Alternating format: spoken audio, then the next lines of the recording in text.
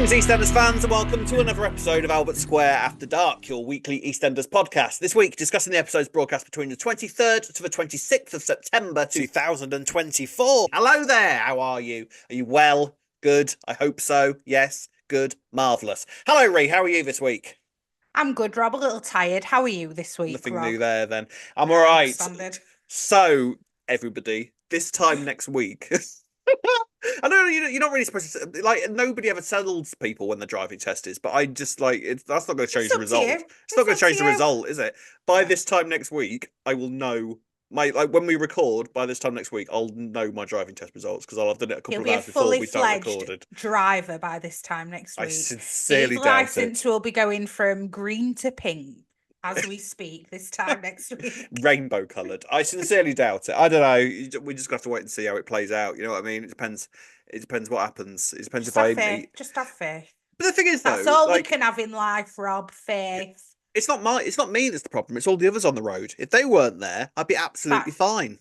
That is true. That is very true. My instructor was telling me, quite a lot of tests are failed because of somebody else's mistake that you've just reacted badly to. So it's like if they hadn't done that mistake, they've just cost you like over like 80 quid or something for the cost of the exam. Like so if anyone does that to me, I will be slashing tires with car keys in the middle of the night.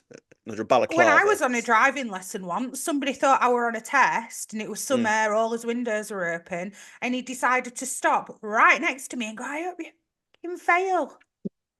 Screamed it through my car window, like stopped the car. And I thought, oh, I'm glad I'm not on a test because that would have really thrown me, wouldn't it? I would have thrown you off. Anyway, I hope that didn't happen to you, Rob, on your actual test. What is wrong with people? I know, there you go. Right, ladies and gents, this week's EastEnders was a pretty busy one. Some Panesar pandemonium kicked off this week. And we also had some news announced, which we shall be discussing at the end of the podcast. The Cleaners era. Rob, sorry.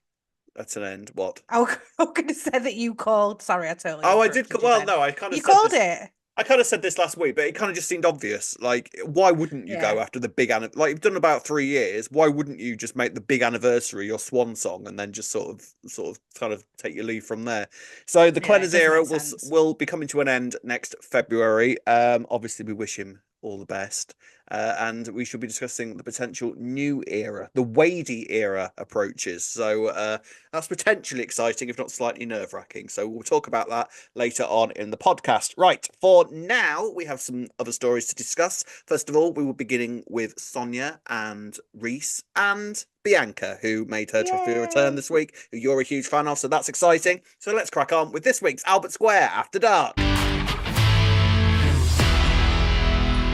So let's begin this week. We're talking about Reiss and Bianca and the fact that Debbie's funeral has arrived. And Reiss is all a bit sort of skew-whiff and nervous about it, understandably, you know, because he's responsible for the body in the coffin.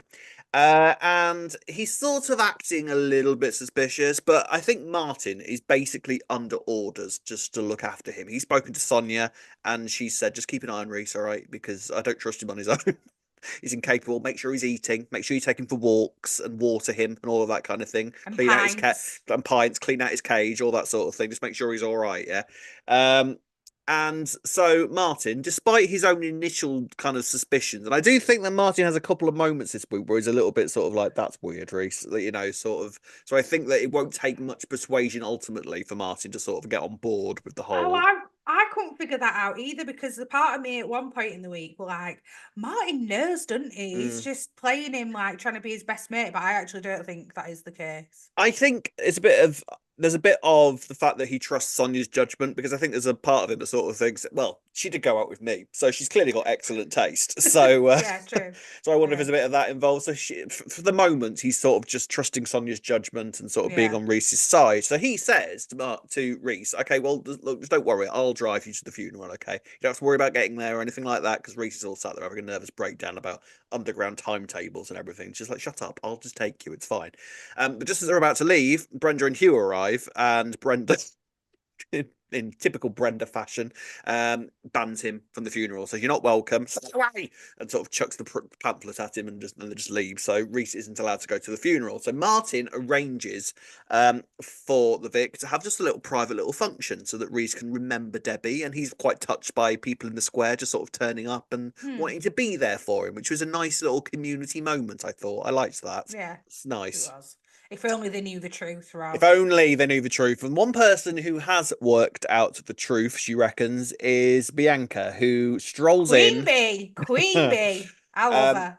She strolls in and she basically starts causing a scene immediately the second that she walks in typical Bianca fashion. Love it. Me for it. And she's basically saying, like, I don't understand why is Sonia being held for something she doesn't do? Obviously, Sonia didn't do this. So she reckons that the only kind of logical solution for that is that Reiss did it. And she's right. And she basically spends the rest of the week trying to sort of coerce the information out of Reiss. And she comes close a couple of times, but she keeps getting stopped and interrupted by Martin and Kat. And they're sort of like, well, to be fair, Bianca, you are suffering from depression. And that's sort of like the secondary part of Bianca's story this week. Because in fairness, she is acting like a bit of a mess, isn't she? Because she tries to kiss Martin, who she's known for years and years. Why did she do that? Because he's basically family. She was drunk. She's a bit silly. You know, a man was showing her a little bit of comfort. And I mean, the fact that she literally said, "How did Sonia ever let you go?" and then just immediately starts kissing him. It's like, for God's sake, Bianca, get a grip, love. Honestly. But they did try and imply that she drank a bottle of vodka. So a whole bottle. Even though she didn't seem that drunk to me when she tried to kiss him, but sometimes it's difficult to tell with Bianca. Sometimes when she's sober and when she's drunk, she acts very similarly both times. And so she decides that she needs to get the truth out of Reiss, but she's kind of unsure how to do it. This depression is also sort of taking its toll on her. We kind of led to understand. Kat arranges for her to go to the doctors, but she doesn't go to that. So how did Kat pull that one off? She's not even registered at that GP's and she's got her an appointment. Well, you know, that's the joy of being Kat Slater. She probably just slashed a leg and just like, all right, doc. She said I pulled some strings with Sonia's friend, I think, to be fair. Yeah, exactly. They pull a lot of strings now, but Square, they're like puppet masters, just pulling strings left, right, and centre. So she doesn't go to that. And so she decides to sort of take a different tact and says to Reiss, "You know what? I'm sorry. All right. I am very, very sorry. I'm just upset. As you know, I have depression, so that's clearly having an effect on my actions." And Reiss sort of believes her. It's just like, yeah, it was quite upsetting, but, you know, yes, we are on the same side here. We both want Sonia out. Because I think what Reiss is kind of thinking is just like, if there's a way for me to get Sonia out of prison and for the truth not to come out without dropping myself in it, that would be the ideal outcome. I don't know how he does that. I don't think there's actually a way of him doing that, because it's not like they've got anybody else to pin it on, you know?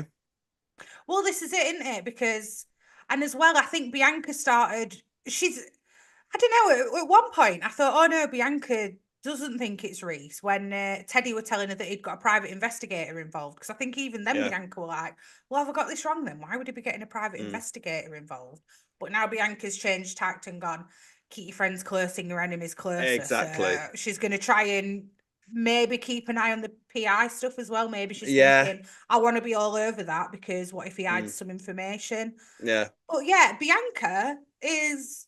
I can't believe that everyone else can't see it, but Bianca can. It's strange, isn't it? It's always the way, isn't it? It's always the way. I think people are sort of like, yeah, Sonia probably didn't do it, but then they also don't think that Reiss will have done it. Reiss so it's just so it's just like, well, we're clueless, but you know, we've got your back, whatever happens, because we're a community around here, so we'll be on your side, you know, whatever happens.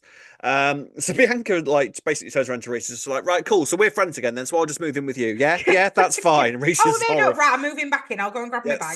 Grab my bag. Cheers, mate. See you in a sec. See you in a bit, Rooney. So Reiss is kind of quite horrified by that. So I mean, there comes a time where you begin to feel sorry for Reiss. Can you imagine that? Trying to deal with all this and living with Bianca. Good God. I think Bianca would be a hoot. Maybe not at the minute, but normally. Not the hoot. Yeah, perhaps not at the minute, especially if you're Reiss and you're trying to hide something from her. So I honestly don't think he's going to be able to keep this secret hidden for long. I don't know what his next move is. I don't think he knows what his next move is. Or he's going to end up confessing it to Bianca, and then she'll have no proof, and then she'll just be going around the square saying, he told me, and they'll all be like, Okay, Bianca, have you been taking your meds that we know that you need Well, to get it prescribed? Is doesn't that the help. route it's going down, all of this? Yeah, I mean, probably. I mean, it really doesn't help that Bianca is acting increasingly unstable. Like at one point, she Mm. is like going mad in the middle of a square, screaming, and like chucks a brick at Reese's window and all that Oh kind of thing. yeah, the So brick she's, didn't help yeah, matters. no, it didn't help Yeah. her case really, did it? So she's acting a little bit mad at the moment, as far as everyone else is concerned. But I think it's frustrating though, because it ain't mad really. It's just like, will you listen to me? Mm, Because I know the truth. But yeah, I yeah. can see why other people are going to be like, okay, Bianca, let's sit Hmm. down. And so I think, I don't know, I had one of my wild theories to you, Oh didn't I, God, earlier this yeah, week, Rob? she's Do you been riffing remember? again, ladies and I've been gentlemen. riffing. She No, has I been don't think riffing. that's going to happen. But What I was did your riff, say Ree? my riff for this week was Ree's riff this that week. Reiss is going to kill Bianca, but make Yeah. it look like suicide. Right. Yeah. Yeah. Yeah. But I I don't mean, think that now. Or he might attempt to do it at that's least. probably But closer to the no. truth. That I Yeah. can. That's potentially a possibility that he might attempt it, and people just assume that she tried to top herself. Yeah. That's possible, and it kind of makes Bianca look increasingly more unstable. There is that possibility. I do struggle with the notion that Reiss would be that kind of dark and evil, but then I guess if like where else does this story But if go, they're going to be really? living together and stuff, he's got a bit more time Mm, to plot things, hasn't he? Because yeah. Bianca might be keeping her enemy closer, but so will Reiss as well. Mm, So he's going to have more time and he might start learning things about Bianca and be able to manipulate the situation in yeah. his favour more when they're living together. It might be time for us to sort of just stop trying to think of Reiss as like a good guy, and we Saint just sort of. Reiss. I Oh, he's know, I lovely, know. Rob. He We're the just only killed one. his wife. It's I all feel like we're right. the only ones that have really been banging this drum Ever. for as long as we have. God, we'd have no hope on Albert Square, would we? Honestly, We'd we be like, wouldn't. We'd he's be the first lovely, that Reiss. victims. Don't you speak Yeah, ill of him. we'd, But we'd be. look, You and go Bianca would rest have of a Square like massive that. stand-up row in the Vic, wouldn't you? You'd be defending him. Glasses would be thrown. I'd be taking Reiss back to it. Like, chill out, Reiss. Come on, it's all right, mate. It's all right. It's right. Yeah, you talk to me about trains. That's okay. Yeah. It Oh wouldn't be dear. good. It wouldn't be good. But the other thing with the Bianca depression thing, because it doesn't feel like they're doing that as a separate issue, if you know what I mean. You It reckon it's feels like connected? it's part of the Like, right? storyline. Okay. So it could be a case of like you kind of said, oh look, Bianca, she's Mm, unstable, look at her. So all these things that she's saying, it's just part of her illness. So yeah. she's not going to be believed at all. Because depressed people are And I always should. accused of always accusing people of murder, aren't they? It's like one of the top things on the NHS website. This. Well, no, because if they go down the psychosis route, so maybe they might try and imply, or Reiss will try and say, Yeah. oh, you know what, I've been living with her and I've been seeing these signs of delusions, and I think that Yeah. she is there. Is it going to go down that route with Bianca and he's going to somehow get Yeah. sectioned or something? I don't know. Maybe. Yeah. Maybe. We'll have to Instead wait of and the see. trying to make it look like she's committed suicide, maybe Yeah. it'll be the other way that they Take go it with down a it. notch, and we might be where the Yeah, plot actually goes. You never but know. you You don't never know. know. You You don't don't know know. with this Anything's Reiss possible. stuff, Rob. No, you don't. Come This is on. the thing with Reiss. Like one thing about Reiss is that we've never had any idea where the plot is going. No. So it's sort of kind of makes you think maybe he will do that. I don't know. I just feel somewhat weirdly defensive of him because he was such a Oh, I'm not funny. now. I'm over it Oh, now, you're Rob. over it now. I know, but Yeah, it's yeah. just that I was so sort of defensive of him, and because he was making me laugh as a character, and he was just, and I quite liked his sort of nervous, sort of kind of weird, kind I of liked quirky that. And then vibe. they did all this, and it's Yeah, like, and then he killed right. his wife, so it was a bit like. Well, But the weird thing is, though, it's there's no way of me saying this without you're sound. justifying him killing his wife, aren't Well, you, Rob? I just understand why he did it. Do you know what I mean? I kind of get it. Like, it's not like this is a grey type situation.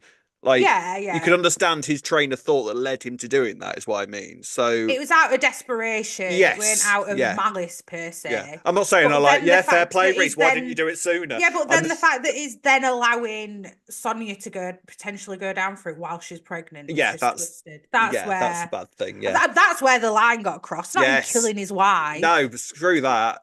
We know why he did that. Anyone could have done that, but it's letting Sonia go to prison while she's Yeah. pregnant. You need taking down, young sir. Yeah.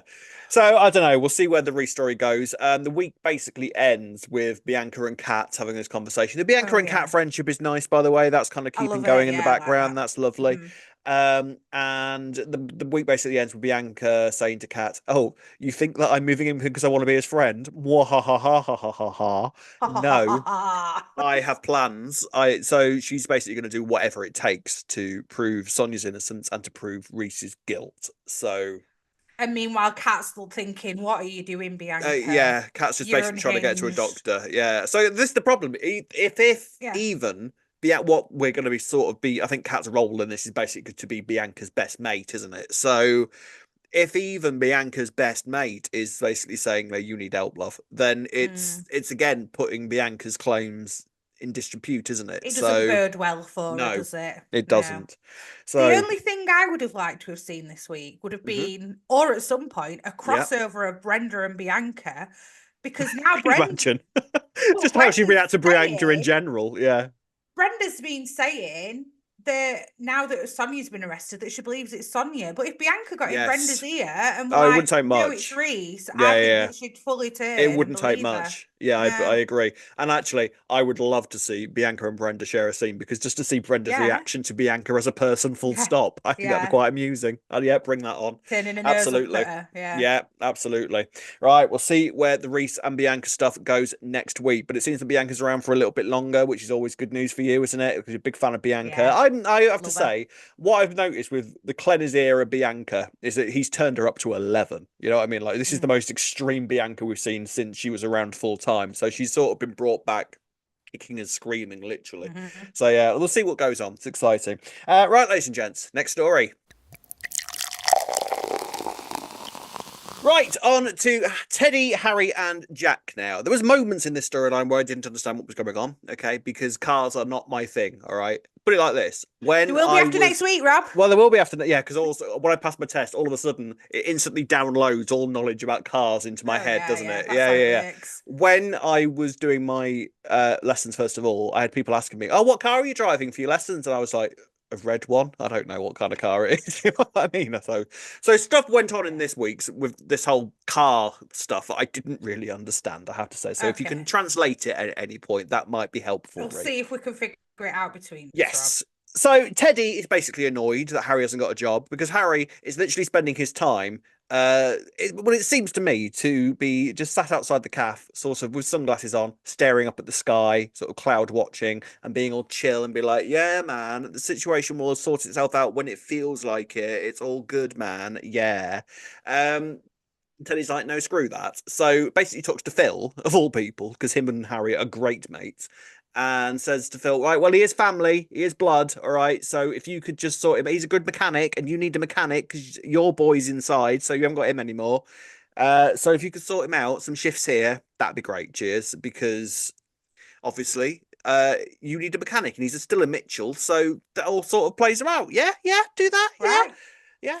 And Phil, for understandable reasons, sort of like, really? Is this a good idea? I think not. But Sharon manages to persuade him otherwise. So the Teddy and Sharon thing is sort of continuing because Sharon this week seems to be following Teddy around everywhere. Did you notice? Like a lost puppy. Yeah, I noticed that. Oh, like, why Sharon just turned up at Archer's with Teddy? Why is she just there? Just there with Teddy all week. Trying to like keep up with Albie after not seeing him when she was in prison for a week. No, screw that. Leave him with Martin. That's absolutely fine. She's much happier getting pissed with Teddy and just sort of loving life and just sort of she's got a new bald Mitchell to follow her around. Why wouldn't she? It's Sharon, you know? Yeah. Doing her thing.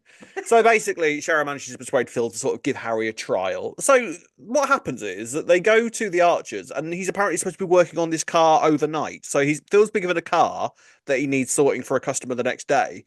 And he tells Harry, right, well, if you're that good a mechanic, sort that car out, back in a few hours, get that ready for the morning, cheers. So he leaves Harry alone in the Archers, and Harry is sort of just sizing up the place and sort of looking at all the tools at his disposal, and then rings this mate of his and says, right, yeah, I've got us a place there, let's do this, cool. Meanwhile, pause that because he is sort of still seeing Penny. And Jack isn't too thrilled about this. Jack and Harry have a bit of a confrontation in the pub, and Jack calls Harry a loser to his face. Teddy overhears this. Well, this is So Teddy overhears this, and I was proper team Teddy this week when he turned up at Jack's door. I was in that case, and he does this whole sort of killing. Teddy's very good at killing people with kindness. I think, like he's got this sort of kind of killer vibe, but with a great big smile on his face, sort of thing, hasn't he? There's a sinister undertone to it, and you Hmm. wouldn't want to mess with him, but he's also very, very Yeah, it's, charming with it. I'll be nice to you until you really piss me off, and then Yeah, I'll gouge your eyes out. yeah, I'm telling pretty you, much. that's his Yeah, thing. yeah. Yeah, You yeah. still don't trust Mm. Teddy then? That's still not a thing. You don't trust No, him. do you know what? I don't like the geezer. I don't like the geezer. I don't trust him as far as I could throw him. There's something off about him, I'm telling you. Mm. See, He's a bit, he's so keeping up appearances. I was glad to yeah. see him without the stupid jumper on his shoulders this week, I must admit. People have massively kicked off about this jumper. I really don't get what the It's issue is with it. really annoying because it's Why? just annoying. Do you know what, Rob? I have an issue with people who wear jackets over the shoulders and don't put their Why? arms in the sleeves. It's a That fashion annoys choice. me. Let people And be but who they want it's to be, stupid and Ree. it's not even comfortable. Like, For why? Just you, put your jacket on or it's clearly put your comfortable jumper for him. on or don't have a jumper. It's clearly One or the comfortable for him. other. Otherwise, he wouldn't wear it on his Right. shoulders like that. You know, you Oh, can't well, I criticize him. guess what people want to do in their own home and all that's Exactly. up to them. Exactly, Ree. You can't. Yeah. Well, anyway, I Anyway. see. The thing is, though, I'm kind of quite intrigued by him as a character because I'm sort of like he seems to be the sort of person that anything could come for. You know, like a number of different. They could take Teddy in a number of different like situations, and it wouldn't feel weird. So they could take him down a dark path. They could take him down a good guy path. Honestly, I don't see kind of bad guy vibes from him. I feel like you wouldn't want to mess What? with him. No, I don't. I feel like you wouldn't want to mess with him. Um, but he's a good guy to have on your side, like any Mitchell. You know what I mean? Well, Like he's he's a like, good guy to have on your side, but if you get on the wrong side of him, I yeah, think but you'd then, be really yeah, but getting on then a bad side. that's like any Mitchell, surely, right? I think, yeah, but look at Phil. Yeah, Phil doesn't try and make a big show like Teddy did, doing this big fundraiser just to keep up appearances to everyone and win no, he everyone doesn't. over. But He then, manipulates situations where he yeah, could he actually just does. be trying to make it out like he's doing something good when actually he's just trying to manipulate everyone around him. I think Mm, that's the Phil yeah. wouldn't do something like that. Phil couldn't care less if people like him or No, I know not. that's very true. But then I think that Teddy is much more psychological than Phil is. You know, True. Yeah, Phil true. isn't, with all the best will in the world, Phil isn't bright enough, I Yeah. think, to do Yeah. those sort of weird psychological sort of games with people. Like Phil just talks with his fist. That's just Phil, and what you see is what you What you get see with is what you Phil. get. But with Teddy, I think as long as people see him in the way that he wants to be seen, I think that I don't know. It's weird. I'm very, very intrigued by Teddy and seeing where they're going to take him. But I Where's all don't the money think coming from, Rob? yeah, Come I know on. all this, but then the thing is, because he's a Mitchell, I don't automatically see him as a villain because I'm just used to Mitchells having a bit of a sort of dark undercurrent to them. Like they've always got fingers in pies, they've always got someone they can call to like get rid of someone if they want to. It's just a Mitchell thing. Like I don't Mm. see what's so dislikable about Teddy that isn't really dislikable He about just Ben or Phil or Grant. You know what I mean? Like it's because he's disingenuine though. Like you say, what you see with Phil is what you get, or so what you get with Phil is what you see. Other you'd way much around. rather people just be honest about the fact that they're a bastard, basically. That's Yeah, more that's yeah, actually, fair. yeah. All right, there, Because fair enough. but having said all this, I do see that he's genuine with Barney. And Yeah. he's got that soft side that he has with Barney seems genuine, but all the rest, it's just too gameplay, and it's like, is that genuine or is that not? See, the thing is though, I didn't see the things. I know what you mean, but I think the thing is that because we kind of figure that's what he's doing, he's being open enough with the audience for us to like it's weird. I just don't see him as a really, really bad person yet. I just don't. I feel like there's a But I dark think, undercurrent to him that if you messed with him, we'd see like don't yeah, mess with Teddy. But I feel like everything that he does to be nice to people isn't necessarily. I think there's a side of him that's quite maybe not 100%, but I feel like there's a side of him that's quite genuine with it. Like the whole yeah. fundraiser thing. I think he was quite pleased that he made people happy in that regard. I Do you know what I think a mean? lot of it was Like just trying to make it Harry look works good for him. there. Yeah, yeah, yeah, 100%. I don't denying any of that, but I also feel like there is 70% I want to, people to see us as good people because we're going to be moving on to the square and I want people to be on our side. But also I think there was a 30% side of him was just like, yep, that's really worked for people. I've I done something cheered good here. people up as well at the Yeah, same time, so yeah, win-win. yeah, I think we just need to know what it is about him because yeah. there's that. We need to know what they're running. uncertainness. We need to know what he's running away from because they've run away from Yeah. something to move to Walford, haven't they? So we need to know Yeah, what and exactly is going are they on. running away because like is he a Robin Hood? Is he stolen from the rich to Yeah, help the I'd love poor that. kind of Yeah, I'd situation? love Is that that. what it Yeah, is? So actually yeah, he's not bad. He I would tries to love that. use his badness for good. Yeah, I Or is would he? love that. Or is it Yeah, something dodgy? yeah. That's what we need to know. Once we know that, we can properly make our I mind think up. it'll be it's going to be something dodgy either way, but I think Yeah, it's but is really it a weird. good dodgy or a bad Yeah, dodgy? it's really Yeah. weird for me. I think giving him the name Mitchell sort of gives him an automatic sort of like pass almost. It's like, yeah, you're a Mitchell. Of course, it's going to be dodgy, Mm. but it's like whether you're likable with your dodginess or not is the problem.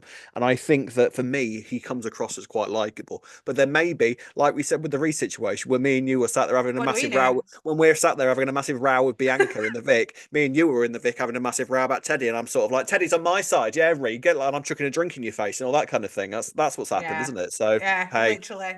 we shall see what happens. Um, so basically, Jack, we've got a complete tangent there. Jack isn't happy about Harry and Penny spending time together, and Yeah. he overhears this kind of meeting going on between Harry and this dodgy mate of his. Jez. So, Jez, yes, Jeremy. Jeremy Powell, who's Jeremy, can very I well just say, known. yeah, can I just say, there is not a single young gangster in the world called Jeremy. That isn't a I mean, I thing. didn't even think about that. There's no Jez. wonder he has to call himself Jez. He's sort of like, oh, going into the gangster world now. I can't be known as Jeremy. That's impossible. That can't Jez. work out. Jez it is. Jez, that sounds hard. Yeah, that sounds tough. I'll go for Jezza. Jezza. The only people that know him as Jeremy are the police and his mother. That's it. Yeah, probably. And his dentist. That's about it. Um, so Jack arranges for the police to turn up at the Archers. And this is where I was confused about what was going on. So please translate. What exactly was this job that they were doing? Because they were talking about a pot. They were talking about a flash car and parts. And So to what was me, going on? they'd stolen a car and they were trying Right. to make it not as distinguishable as it obviously was before. So I don't know if you have Why? like So, parts but on what? cars and So, stuff. oh, right. So what? They've stolen this car. But then why would they steal it? They're going to put other cars parts on it because surely then it loses its value, doesn't it? Or it isn't as good a car as it was. So what's the point of stealing it? I don't know, Rob. I'm not very cars either, to be honest with you. But I don't know. I don't know what they were doing. Something dodgy with a car. All right. Something dodgy with cars. Something illegal that nobody wants to get caught out doing. They're Essentially, just that's what. they're basically trying to disguise the original car from what it was so that they can Yeah, sell it on. but I don't Why understand or why they how would they do. do that, Yeah, I'm I not don't understand sure. why they do that, or how selling the car off when it's got different parts attached to it that weren't its own parts is going to help sell it. Well, I, presumably it'd be parts from the same car, but like from the same brand. Maybe like cars that have been write-offs there. And yeah, then I you'd don't save know. some of the parts for them and they've got older them some I don't know. I know they did try and explain all this during the scenes, and it just went over my head It was completely. something dodgy to Yeah, do that's all with we need to know. stealing cars Something and doing them dodgy. up. Yeah. Exactly. Something dodgy. So Jack turns up at the Archers, flanked by these two officers. Phil's there as well, because Jack always takes quite great pleasure in sort of winding Phil up when he can. So he goes, oh, yeah, and I'm getting a warrant, and I'm searching your premises, because I think something dodgy's going on there. La, la, la, la, la. So they're there, and this car is basically under this massive, like, cover. And Jack's like sat there like a game show host, waiting to reveal this prize that's underneath the cover. Pulls it off, and there's just an old car sat there. It's the car The one that that he should have been the fixing, one I that he should have been think. fixing. Yeah. Again, this is where I was just so confused. I was like, "What is going on? I don't understand any of this." And then it turns out that Teddy worked out what was going on and switched the two cars Yeah. around. So Jack had nothing to prove. Jack had nothing to arrest him for, and all is well with Harry. Phil kind of works out what's going on, but Teddy basically persuades him, just let him finish his shifts. He will do it for free. He will get these cars sorted, and he will show you what a good mechanic he is. Just give him a chance, all right? We're Mitchells, all right? We've all done dodgy stuff. There's no point you getting all sanctimonious about it, Philip. You know, this is you we're talking to. So, and let's be honest, plenty of dodgy stuff has gone on in the Archers over I the know, years. but even Phil has a limit. Like, it's your first shift and I've got police coming around with a Yeah, warrant. Are fair, you mad? fair. Happy same. So Yeah. fully fair. Definitely a smooth talker, to be fair, after that, but he still gave him a chance. I thought it was interesting as well that Penny was the one that sort of alerted Harry to the fact that the police were on their way because she overheard Jack talking on the phone. So that's kind of creating a bit more of a rift between Penny and Jack as well, as if that needed to happen. I couldn't quite remember how Jack and Penny had left things after the crush because I thought he didn't even like Penny. So why is he trying to get involved in a love life? To be honest, I mean, he just hates the Mitchells that much. I'm assuming what's happened is the fact that Amy is now sort of back at home and sort of she's in a bit of a wheelchair, but she'll be okay. So I think that, now people are out of hospital, Jack sort of mellowed a little bit, but they're still not in a great place. Otherwise, this wouldn't be happening. I don't think they'd be able to have a slightly more honest conversation with one another because Penny took great pleasure in sort of going behind Jack's back like that, didn't she? She wouldn't have done it otherwise. Penny's dodgy though, isn't she? Look at how she came into Albert Square, so kind of fair enough. Plus, do you know what?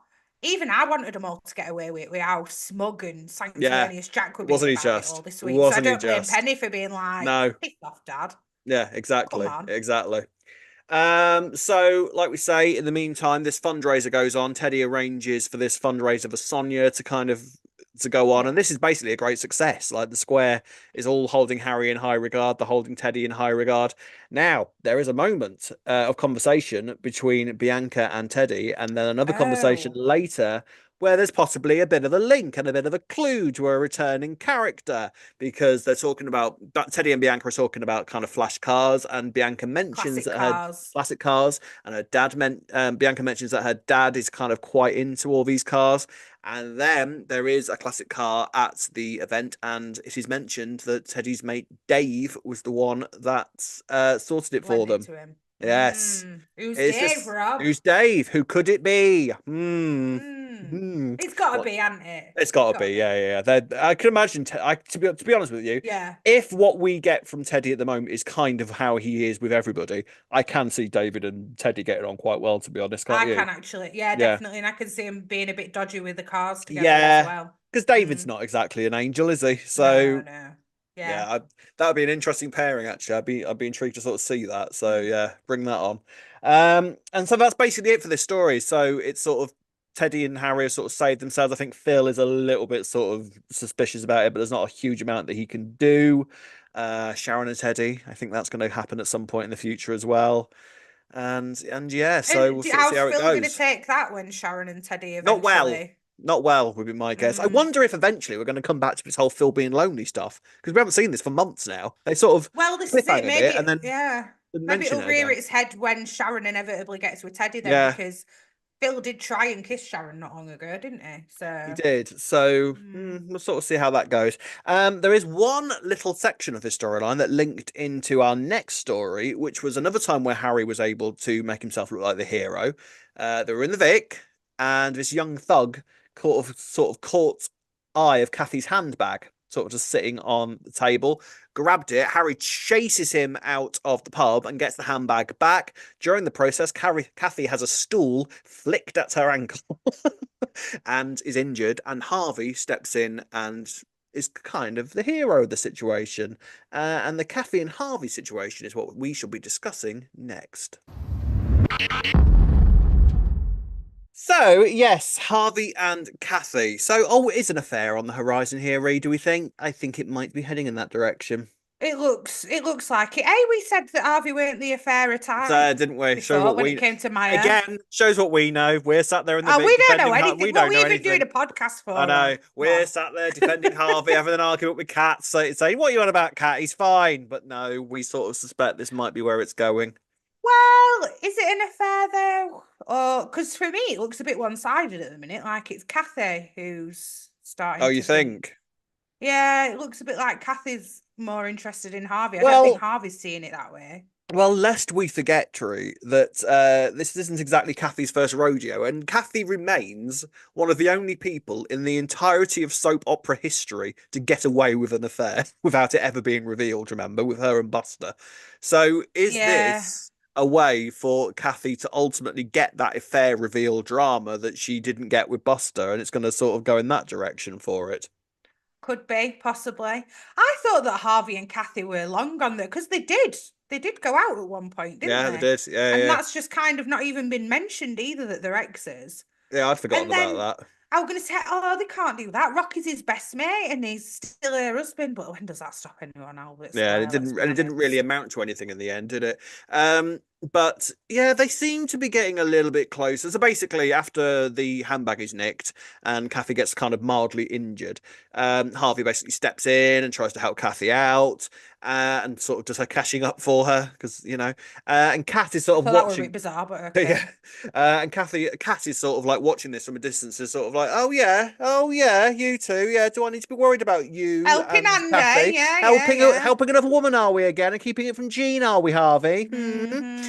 Um, and Harvey's like, no, absolutely not. No, we're on about Kat. And Kathy's like, no, we're on about Kat. No.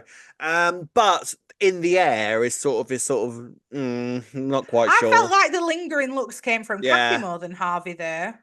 Yeah, maybe. Yeah, to But be honest with then, you, I don't think it would even have occurred to Harvey that another no. woman might be interested in him until it's literally put on a And plate in front of him. he's not an adulterer, Rob. Anyway, it's never going to happen. What are you on about? We'll have to wait and see there. I So mean, Maya's weird. gone as well, by the Yeah, way. I It know. looks That's like. that seems to sort of fizzle out. I was expecting Maya to sort of like be away somewhere biding her time, but it seems that she is Mm, actually just gone. I think that seems to be the end of yeah. it, and that really the whole point of it was to sort of just bring a bit of a rift between Jean and Harvey, and Jean then that and was Harvey, basically it. yeah. So I don't know. We'll have to wait and see. We'll have to wait and see there. But Kathy and Harvey, weirdly, I think they're kind of reasonably quite suited together. Really, I think Harvey is sort of one of those sort of almost quite simplistic blokes that Kathy seems to kind of quite bounce off quite well off. So I think they're well suited, but like you've mentioned before, I think Harvey sits well in the Slater household yeah, as a he bit really of a does. A Charlie Charlie type kind of character. char yeah. Yeah, So I'd be kind of sad to see Harvey not in the Slater house because I yeah, think he fits in there really well. And yeah, they need that kind of older figure yeah, as well there, I yeah. feel. Like older male figure. A sort of moment of sanity amongst the madness of the Yeah, the Slaters. chill guy. Yeah, Yeah. And obviously he's a cab driver. yeah. But what would he do with Kathy, really? Like, but then Mm. again, Kathy's not got much going on really at the minute, other than that she No, hates Cindy. yeah, Bobby's gone. yeah. So So it's giving I don't Kathy know. something to do, but Watch this space with it, I think. But I'll be disappointed if it turns into an affair. But I think it is gonna go that way, isn't I it? think ultimately it is going to turn to a fair because Mm. otherwise, what was the point in any of that this week? So it Mm. is definitely going to turn into something, but whether it goes down the more predictable route remains to be seen. Right, ladies and gents, final story of the week, and it is the Panesars.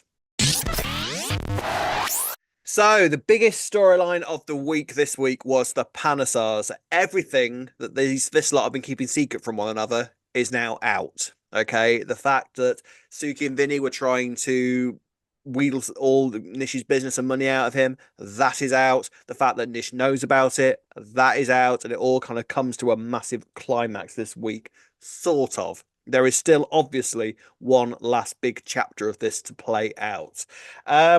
Basically, obviously, last week, we realized that Nish was kind of trying to punish Vinny for all his, but what he sees as crimes against him, and he arranges for Vinny to be picked up and taken to a sort of undisclosed location where he's going to buy another property. He gets given this money and is taken to this is going to be taken to this place so that he can buy this property. The With idea behind cash. yes, with cash, with 130 grand in cash, which never looks suspicious when you're carrying that around. No, no, not at all. And the idea apparently is for this place to be sort of the new place where they're doing the money laundering and the police won't be suspicious of it and everything will be absolutely fine and Vinny's hands will remain absolutely clean. Obviously, that's not what Nish's plan is, because his plan is he rings the police and tells them that Vinny is going to be at this location, that he's basically the mastermind behind it all, and he's going to get arrested and then taken away. And what we ultimately learn is that the plan is for him to go in the same fate as Jags, because Yeah. basically Vinny is, in Nish's mind, about as weak as Jags was, so he would definitely be killed in prison. I mean, it seems like a Yeah. bit of a convoluted murder plot. I'd have thought it was easy just whacking with a melon baller like he does later on in the week, but Yeah. Nish Yeah. never does things by halves. He's like something out of the Perils of Penelope Pitstop, is Nish? Yeah, Like but it's two for the price of one, isn't it? Because they're already got the police on the back with the chicken shops anyway. yeah, So why not get that sorted as well at the same time? Two yeah, for one, isn't it, Rob? Come on. Loves a absolutely. bargain. Suki sort of works out that something dodgy is going on here. Yeah. So she meets up with Harty, who we met last week, and basically says to him, look, parent to parent, what is going on here? Okay. And sort of does her Suki thing where she manipulates the truth out of him. Now, the problem is that Ravi sees this meeting, and Ravi is basically the only one that is sort of, well, apart from the kids, that is basically on Nish's side at the moment and who sort of knows everything that's going on. So Vinny, in a rare moment of clarity, realizes this doesn't feel quite right. Goes to takes him long enough, doesn't it? I don't know. Tell me about it. Bless him. He goes to where they're supposed to be meeting on his own, away from like he doesn't get picked up. He goes there on his own. Ditches the driver. And sees all these police swarming everywhere and realizes what Nish's plan ultimately was. He returns to the Panesar house, tells Suki what he's seen, and they sort of work out that not only does Nish know what they were planning, but he was clearly planning on sending Vinny to prison, and the punishment ultimately was going to be Vinny dying in prison. Suki's got it all worked out. Now, the problem is that Vinny has this 130 grand in cash just sort of there. So they're like, right, well, run. You go, all right? So we'll call you a taxi and you'll run away and everything will be absolutely fine. We'll deal with the fallout and you'll be safe, okay? So Vinny's like, cool, yeah. So King's Cross and then wherever. Vinny's quite happy. He can hear Julia's theme tinkling in his brain already. He's like, this is my exit. That's absolutely fine. He can see himself on the plane looking down at Walford as he goes along, you know, just doing the classic end credit scene. He doesn't get that, unfortunately, though. Because Ravi relays what he's seen to Nish, and Nish works everything out. Storms around the Panesar house. Now, they've called Vinny a taxi at this point. Yeah. You're a taxi. And basically, they have called. There was a big, like, what was it? The website of Cat's Cabs was on the laptop. No, he saw a text on the phone, wasn't it? Oh, yeah, it was something like he saw something. He saw something that made him realise that Vinny was planning on taxiing away. It worked out that Vinny's hiding from him because Vinny's way of hiding from Nish was literally to hide behind the living room door.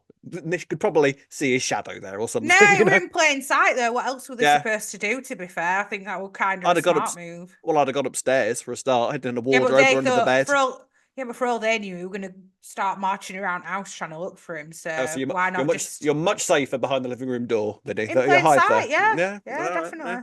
Well, if you're ever hiding from me, that's the first place I'll look. Yeah, there you go. Yeah. You know where I'll be now. I know where you'll be, just behind a curtain. Your feet sticking out the bottom. You'll never see. Out in plain sight. He'll never see me here. So Nish cancels the taxi and then picks Vinny up. Now, I know what you're going to ask here. I know exactly what you're going to ask here. Where did Nish get a taxi from? I would not have thought of that. To be honest, I was just like, it's Nish, he can do what he wants. I'm sure he can acquire a taxi with no problem. Yeah. To be honest, I didn't even question it, actually. Oh, fair enough. It does. Yeah, sorry. I thought you'd be riffing away. No. It does result in a fantastic duff on Monday, which I thought was such an amazing shot. Did you predict that it was going to be Nish behind the wheel before it was revealed?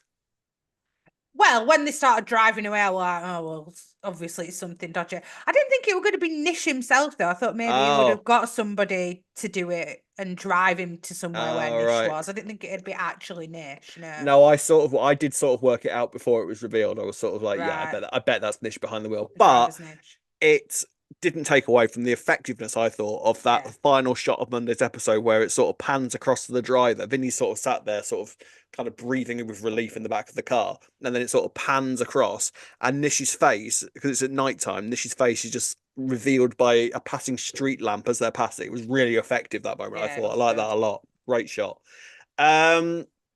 So, I mean, I wasn't sure where it was going to go from that point. I was sort of like, so is he just going to drive away with Vinny now, and then we're not going to see Vinny for a while, and ultimately it'll transpire to Suki that Nish is tied up somewhere in a warehouse or something like that. I didn't know where it was going to go. That's what I was thinking, warehouse, actually. That was straight away where my brain went. And also because Nish is so weak physically himself, I didn't know what was going to happen. So I'm like, where are they going to go with this? And is he going to get people involved? Yeah. He doesn't seem to have many cronies, does he, Nish? No, he's not. His sons for everything. Yeah.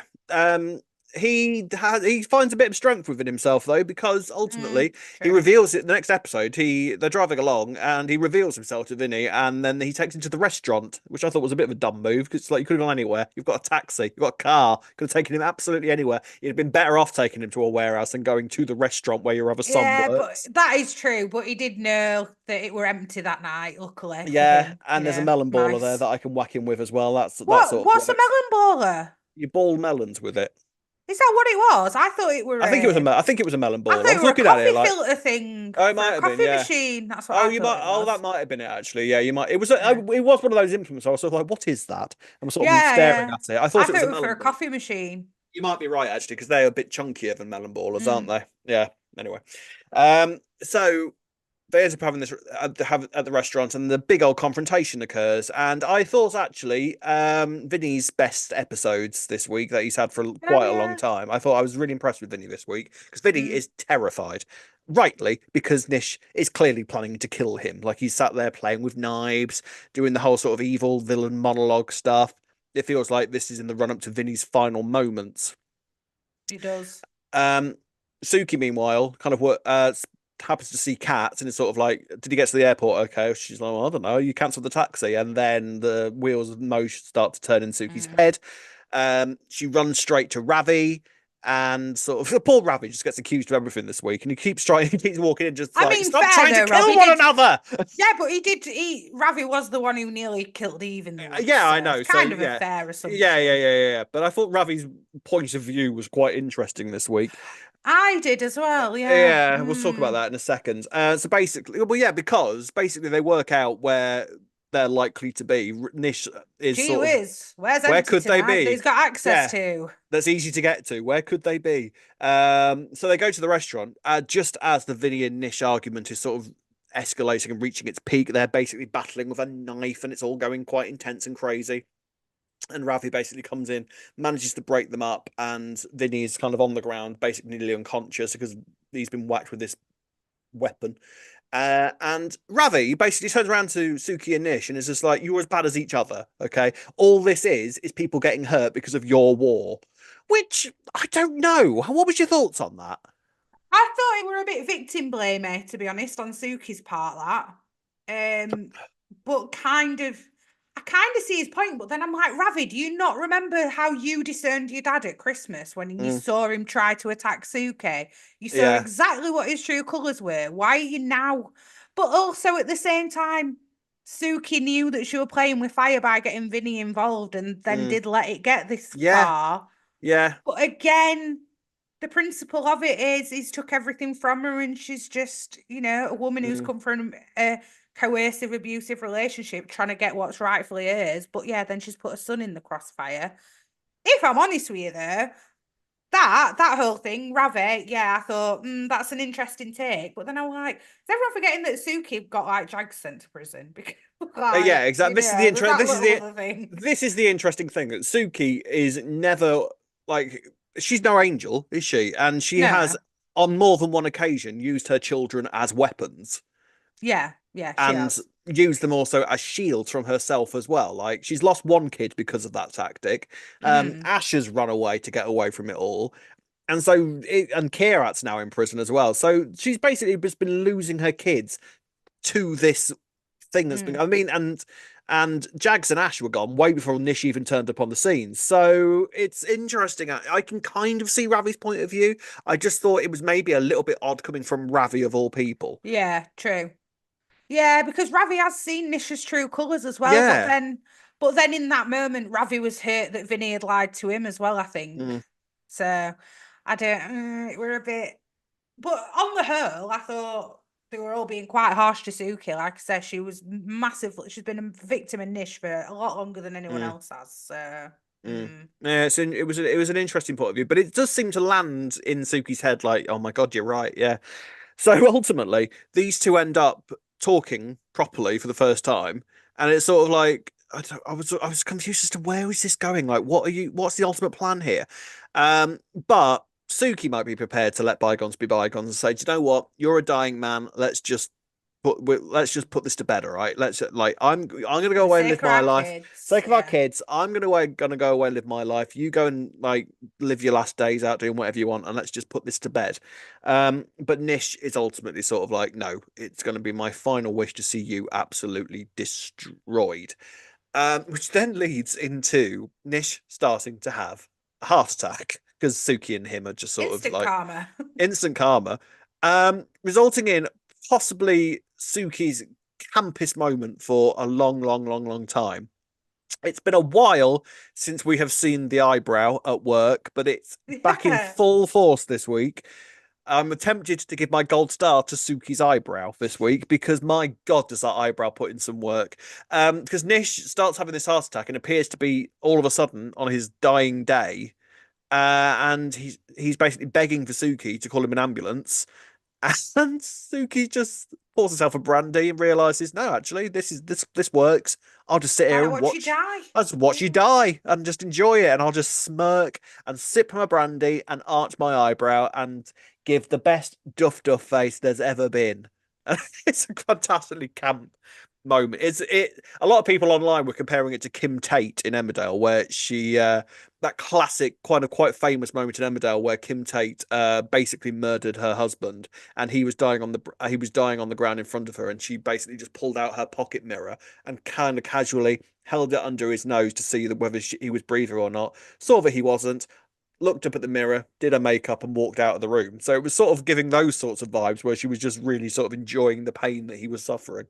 Um, but did you think at that moment that was the end of Nish? Did you think that that's where it was Yeah, going to go? I was thinking this is it, isn't it? This is his dad. But then I was like, midweek in September, Yeah, on a surely Tuesday. not. People don't die in Yeah, EastEnders on a Tuesday. It's the no, one day of the week you're exactly. safe. Yeah, yeah. Yeah. Yeah, it was weird. I was sort of like, if he does die here, it would kind of feel right because Mm, ultimately he's always said that his dying wish is for Suki to be by his side when he yeah, yeah. dies. So that would have kind of poet. And I always said that there was many ways where they could ironically make that happen, like many Yeah. sort of weird ways in which that could be subverted. So it would have worked in that regard, and Suki would have had that ultimate moment of satisfaction, Hmm. and the ultimate moment of Suki from the Six doing her thing as well, where we always thought that Suki might be responsible for Nishi's death ultimately. That could still happen. But even Avani walking at the last moments, Avani, bless her, I mean, she's a young, naive kid, isn't she? So as far as she's Hmm. concerned, her granddad's dying on the floor. So an ambulance is called, Nish is rushed to hospital and is ultimately I saved. did think it were harsh that even when like even if Arnie had turned up, they let Avani call the ambulance. Like maybe Eve should have done that or someone else. Like letting a 15-year-old call an Yeah. ambulance for a granddad were a bit harsh. Yeah, I Like think Suki was once just you've a bit. seen other people are here, just call it yourself. Yeah, Don't let because the little kid do it. yeah, because I think Suki realizes that she's been caught out at that moment, doesn't she? Yeah. Because like Ivani finds her phone in her handbag, so there was no way that she was ever gonna. She had no intention of calling an ambulance. So the ambulance arrives, and Suki and Eve sort of realize, yeah, we need to cut this. We need to cut this now. Like you need to sort of Arnie out immediately.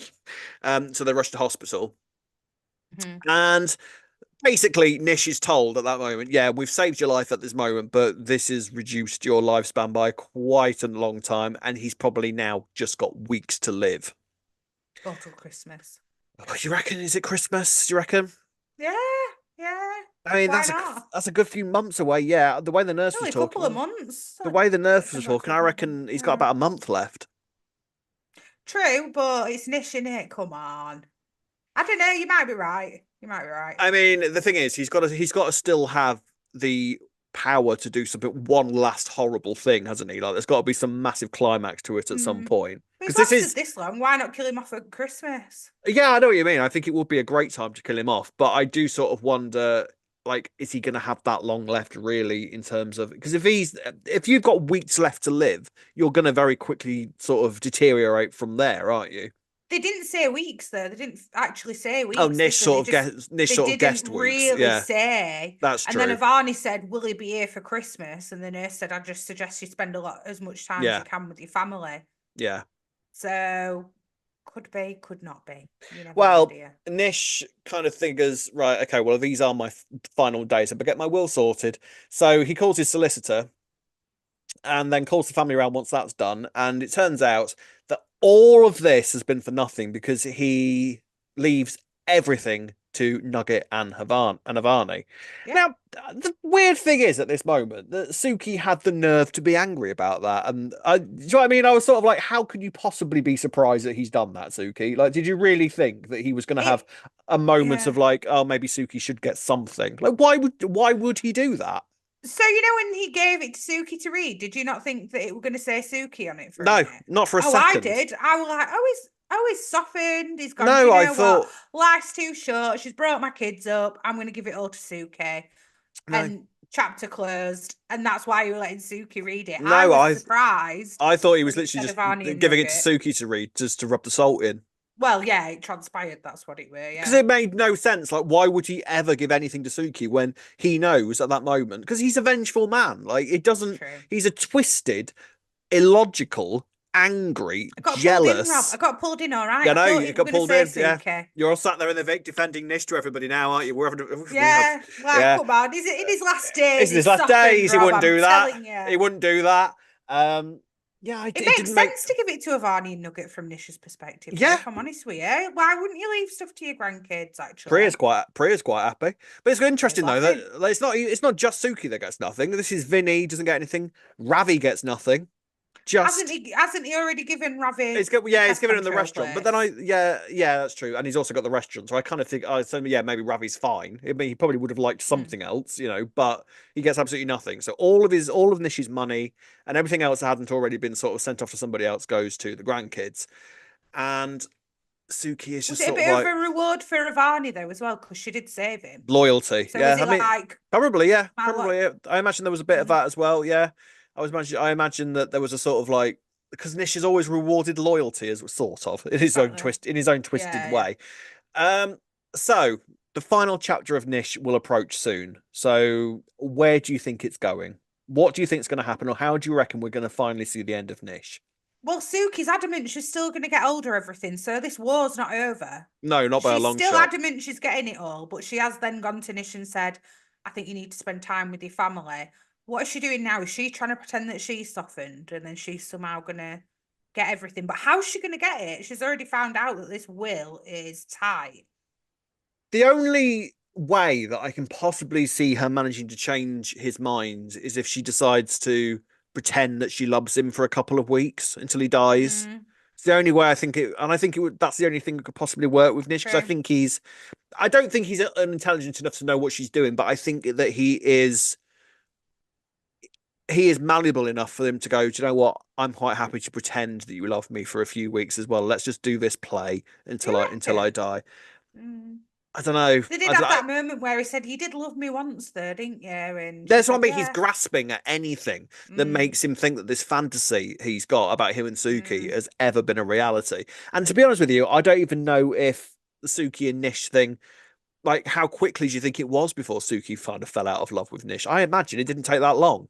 No, that's what I thought. Or maybe it was like, because they got together when they were really young. So maybe Yeah, it was once she'd kind of matured and could see the yeah, dynamic of the yeah, relationship for what it was. So maybe a few years. I don't know. yeah. I don't think it would have taken that long at all. No. But ultimately, yeah. I mean, obviously the war isn't over by any stretch of the imagination, but it's I don't know. I think it's all I going to end in don't quite know. it's all going to end in quite explosive fashion whatever happens, and I Mm, feel like that whole wish of Nish having Suki by his side as he dies is going to play out in some way, but how that plays yeah, out, how?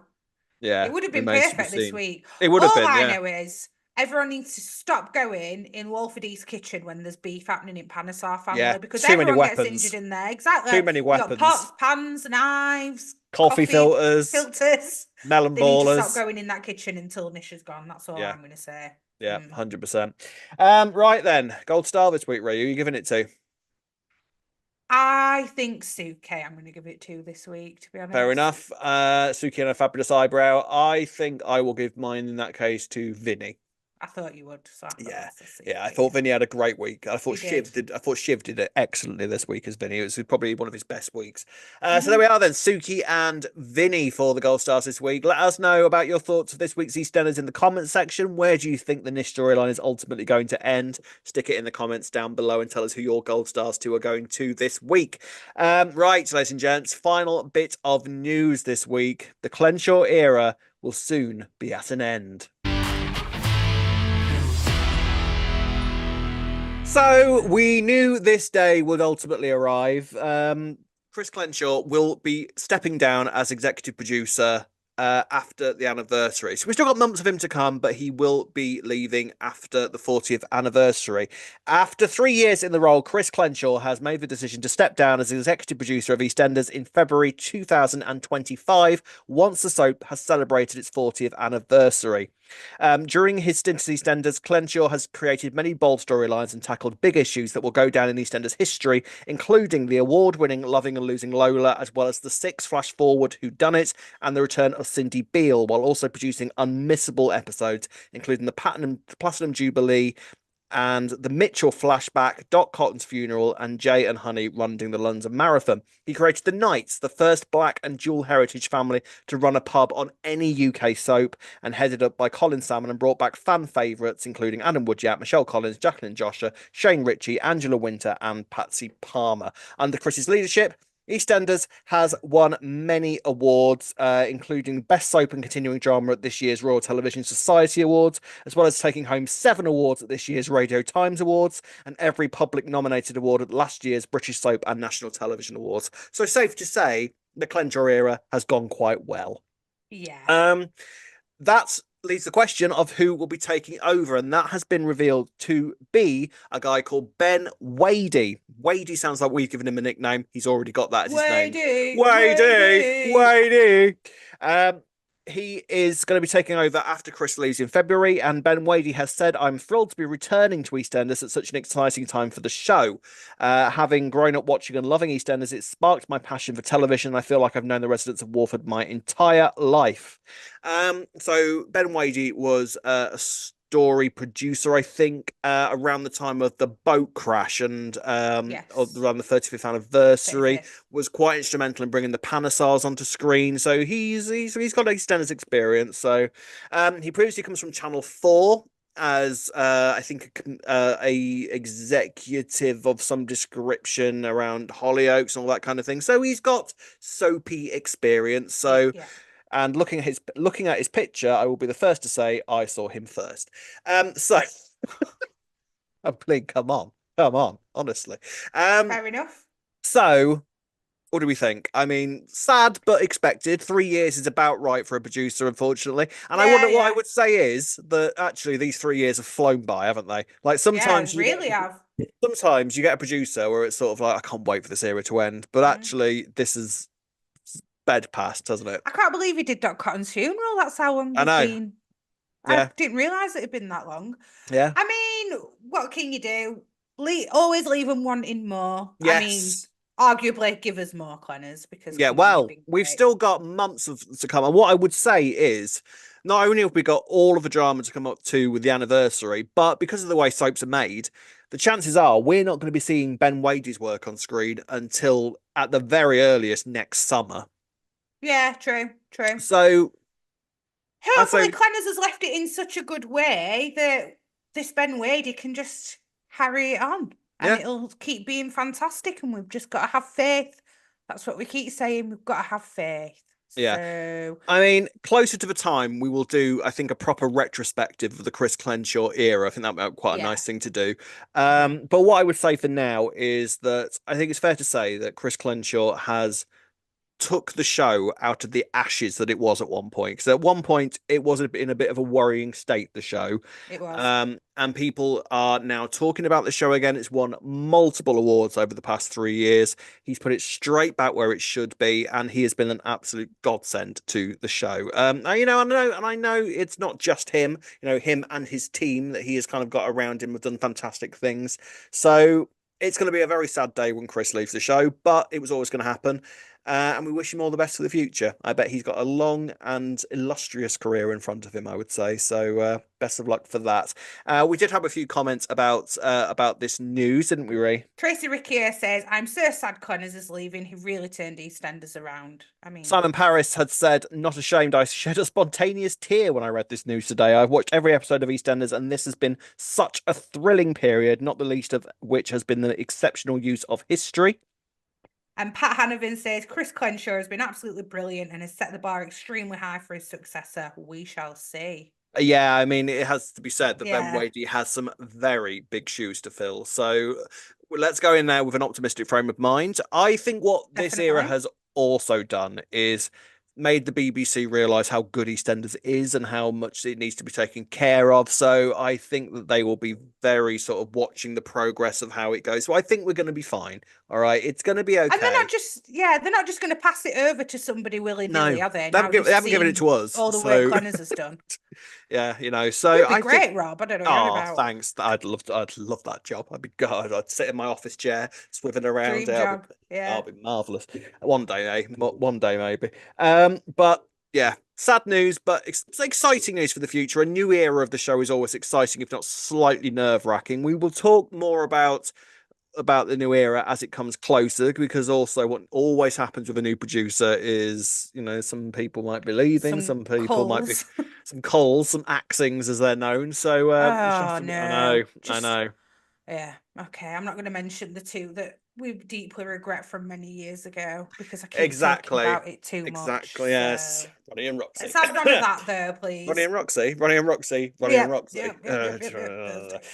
Right then, ladies and gents, that's it for this week. I'll see you the same time next week when I will have had my driving test. So that's going to be a thing, isn't it? If you'd like to get in touch with us in any way you like, you can do the following.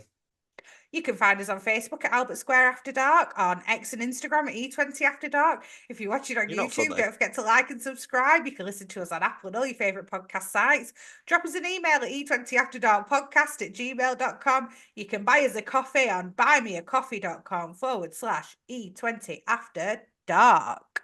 Yes, you can. Thank you very much for watching. Thank you very much for listening. And like I say, we should be back same time next week. Until then, it's goodbye from me.